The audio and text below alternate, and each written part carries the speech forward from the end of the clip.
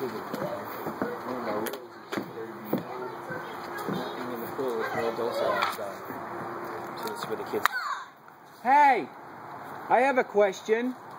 I thought one of our rules is that when there's no adult outside, you guys can't be in the pool.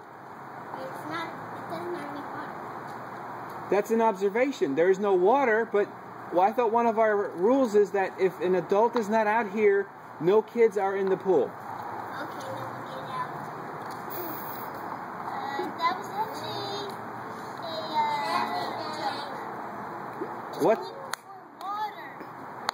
That way What? we don't drown. It's because we can't drown. That's why we're not allowed to. So, because there is no water, you can't drown. So, you're not gonna drown right now? Yeah, right now I can't. I'm not gonna die. Water! No water! Nobody can drown! Because it looks like Marilyn and Emily are under the pool water level.